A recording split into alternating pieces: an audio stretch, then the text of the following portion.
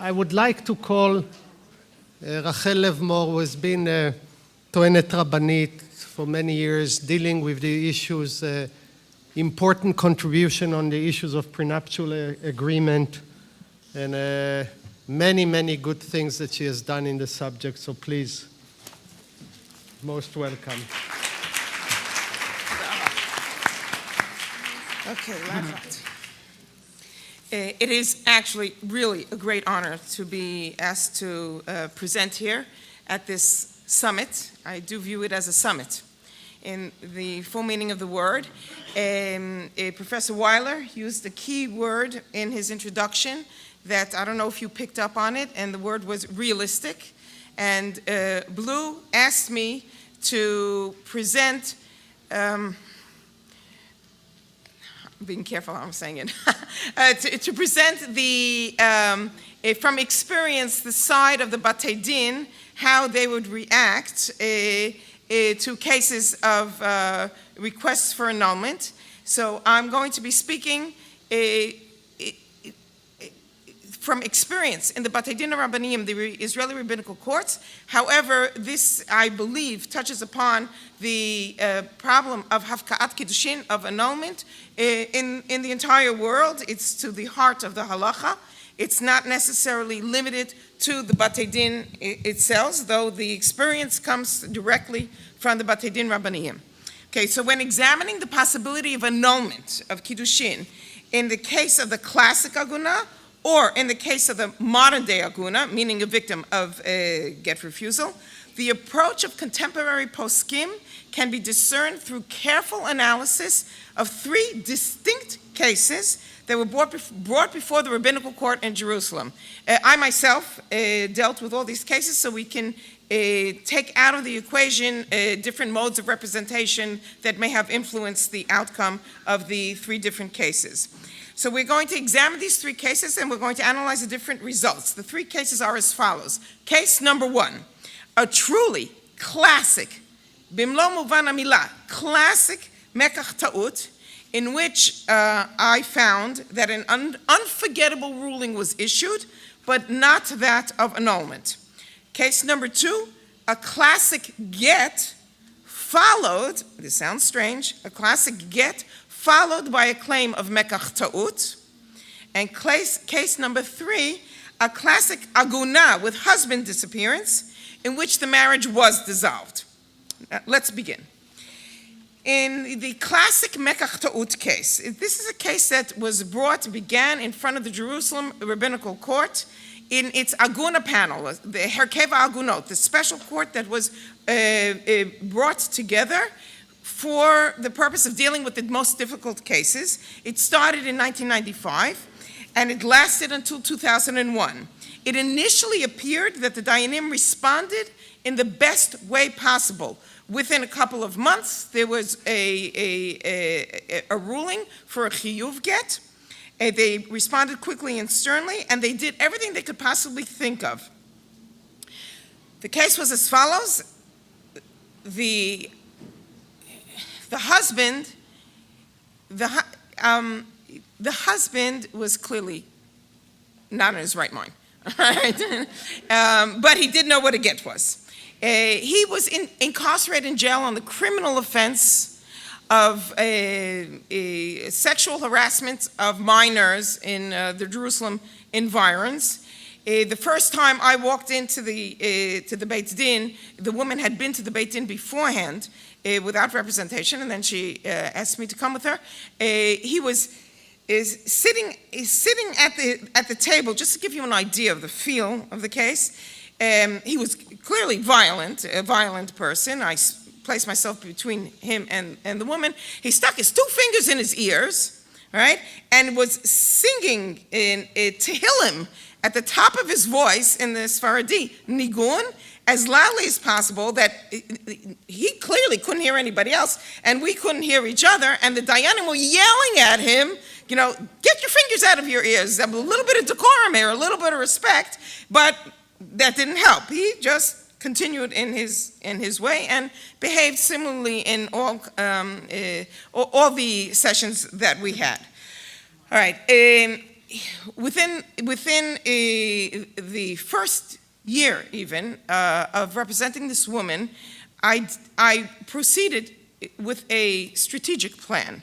First, that I did not ask for Hafkat Kiddushin on the basis of Mekach Ta'ut right away.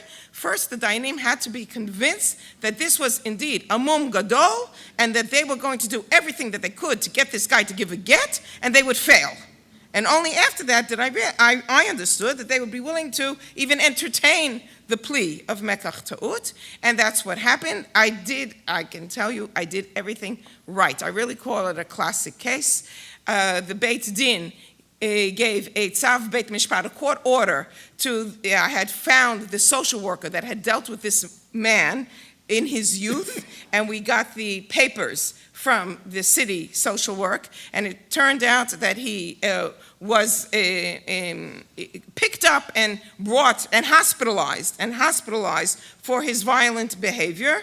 Later on, the parents testified in court. The father said, "I'm not going to tell him anything what to do. I'm afraid of him." Why? Because he had violently abused his parents when he was a teenager. He was taken to the hospital, and then before they had a chance to diagnose him, he jumped out of the window and ran away. But all this was on record, so they understood how severe his mental illness, so to speak, was before he got married. Bringing in the parents to testify, I carefully questioned the mother to the extent of his behavior before they got married and to his illness, and I carefully questioned the mother if she told the young woman the extent of the young man's illness, and her answer was classic. There's no other word for it. Just classic. She said, בוודאי שלא סיפרנו לה, היא הייתה יודעת, אז היא לא הייתה מתחתנת איתו, right? Of course we didn't tell the woman, because if she would have known, she wouldn't have married him. I mean, what more can be Mekach Ta'ut? Okay. So after having proven all of that, I brought a ruling from the Minchat Avraham. I didn't find it first in the Minchat Avraham.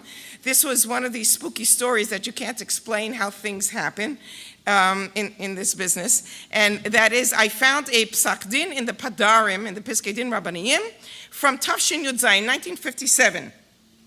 From Rav Ben Zion Abudi, Rav Avram Shapiro, and Rav Yosef Cohen, that in a very similar case, this was a very detailed Psak Din, very similar case, they ruled for a Mekach Ta'ut, Hafkat Kiddushin on the basis of Mekach Ta'ut, with a caveat that Rav Tzvi Pesach Frank has to agree with it. So I printed out the Psak Din, I photostated it, I brought it to the Beit Din, to the Herkev Agunot, and they said, well, do you know what Rav Tzvi Pesach Frank said? I said, no, I don't. So they said, then go find out. I spent hundreds of hours. It turned out that the publication of the Piskei Din Rabbaniyim had the wrong case number. So I spent hundreds of hours covered in dust in the archives of the Beit Din till I found that case number, and indeed it was the wrong case number. And it wasn't that case, according to that number. I started going to friends who were grandchildren of Rav Tzvi Pesach Frank and said, what should I do? Do you know of anything? So I was sent to one grandchild, Rav Tzachi Bazak, and I told him how desperate I was. I was desperate.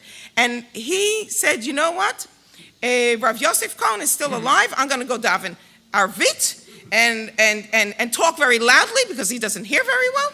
And I'm going to ask him about this. And that didn't help. Rav Yosef Cohen didn't remember anything. Tzachi Bazak then went to Rav Avram Shapira and told him the story. And Rav Avram Shapira didn't remember either. Rav Avram Shapira's son was in the room. And he calls Rav Tzachi Bazak a couple of weeks later, he says, this bothered me so much, I started going through my father's papers, and he found the Psak Din with the handwriting of Rav Tzvi Pesach Frank and his signature underneath. It said, Avarti ala tshuva, v'hineni mitzaref l'sharyuta de'itata da v'yafeh horu lahatira bli chashash, v'sharya hi liminsav l'kol gever kedat mashav Yisrael, Tzvi Pesach Frank with his signature. Tachi Bazak called me, and I'm telling you that I remember exactly where I was standing when I received that phone call, and we both felt like we were getting a message from somewhere else. You know, that it was our responsibility to do something with it. And I did. I wanted to present it to the Beit Din, and the Beit Din wouldn't accept it. So finally, I had to catch the Av Beit Din when he went to go wash Al Netilat Yadayim. And he was walking back to his courtroom, and he couldn't talk. I'm serious. No, he went to wash to eat, to eat, and he couldn't talk, and I handed him, and I said, I want another diyun, and to make a long story short, it was ignored. It was ignored, all right? There was no annulment. She did get a get later on. I'm not going to discuss it now because that's not relevant to our discussion here. This was ignored when it couldn't have been proven better. Okay, the next case. Oh, no, I do want to continue something from what Dr.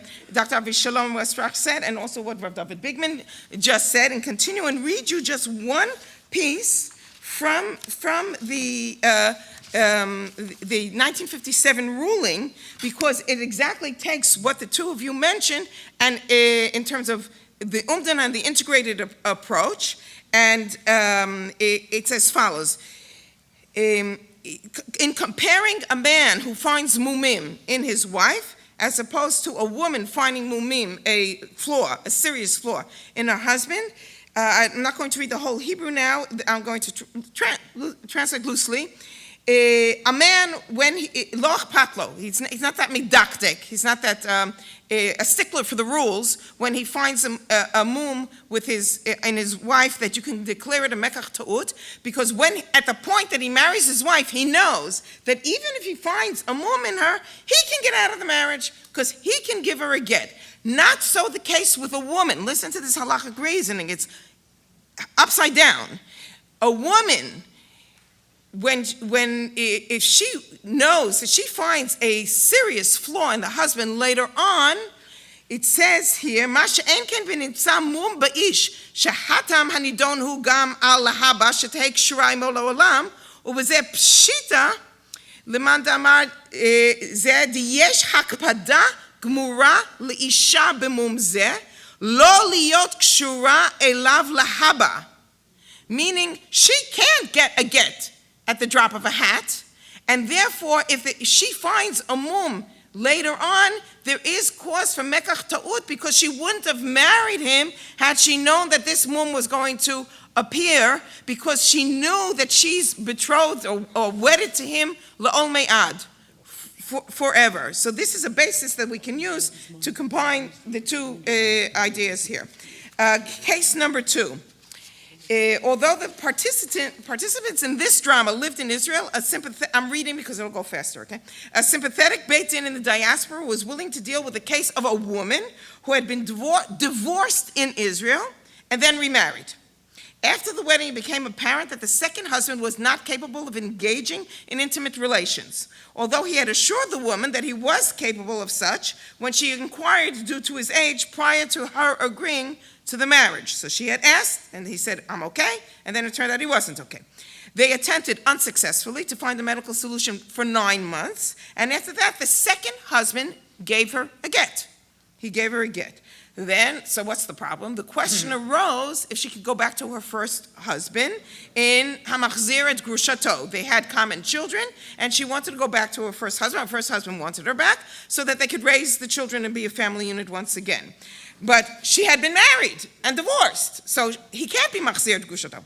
So could the second marriage be annulled on the basis of Mekach Ta'ut, thus freeing the woman to return to her first husband? The Beit Din in the diaspora turned with the question to a member of the High Rabbinical Court in Yerushalayim, Harav Tzion Boaron, in 2009, he issued the following ruling after a lengthy discussion referring to the Igros Moshe and to the same Minchat Avraham.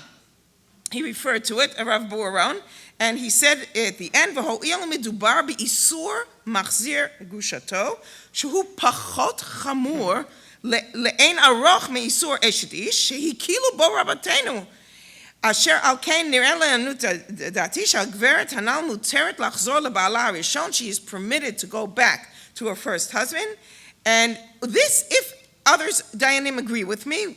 Somebody mentioned here that Dr. Westracher said that we need other people to take responsibility for a very weighty decision, and it was sent to, he sent this ruling to Rav Ovadia Yosef and asked Rav Ovadia to sign on, and he did. So the ruling of annulment for on the basis of a mekach ta'ut was issued. The woman and her first husband did indeed remarry.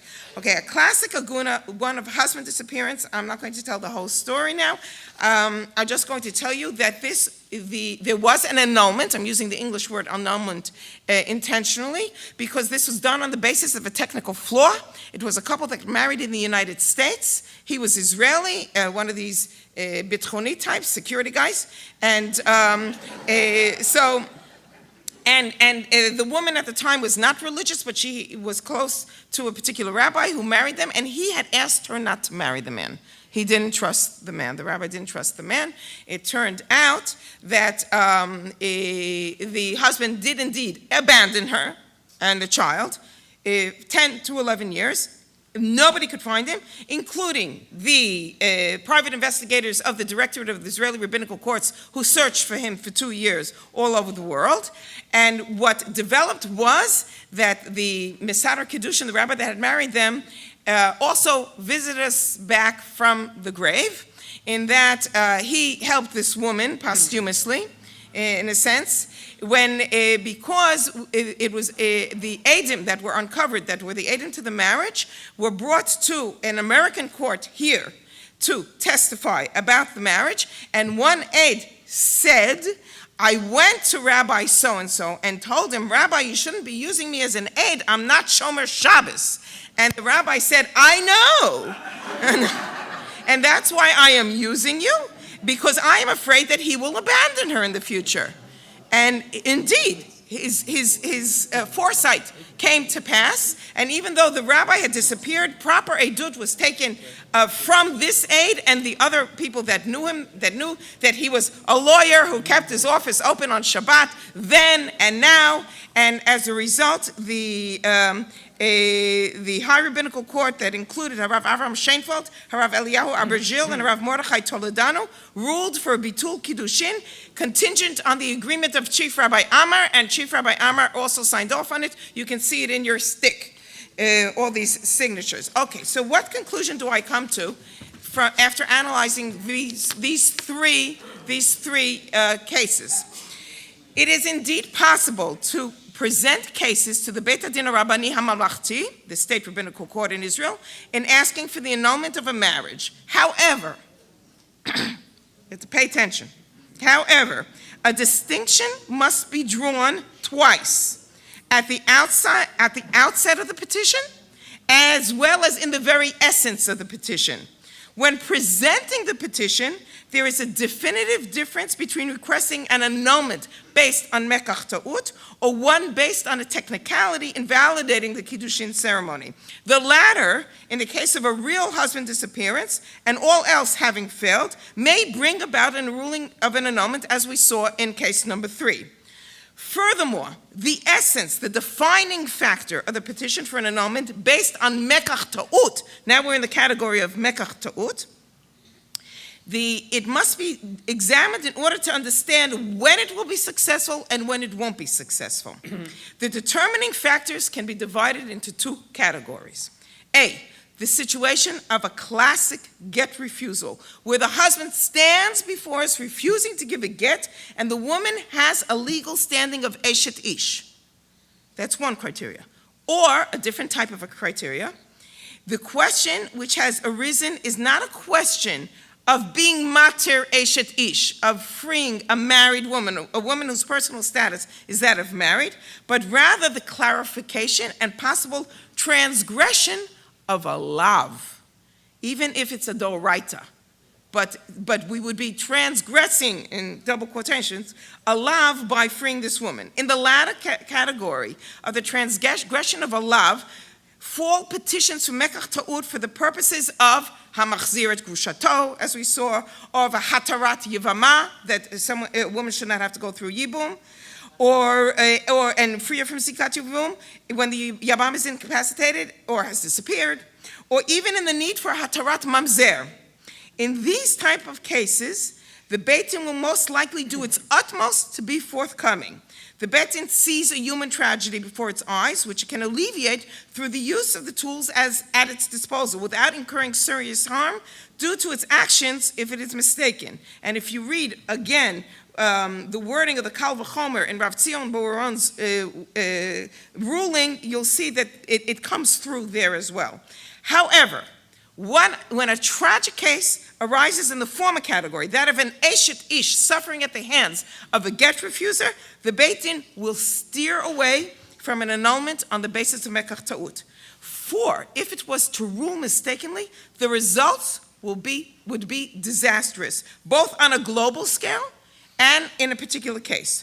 A ruling to free an eshet ish, which was not reached in complete accordance with the multiple diverse opinions of the poskim throughout the ages, which trigger division amongst Am Yisrael in a global sense, as well as causing the particular woman to, so to speak, commit adultery when she finds a second husband, and cause the bringing of mamzerim into the world in her particular case.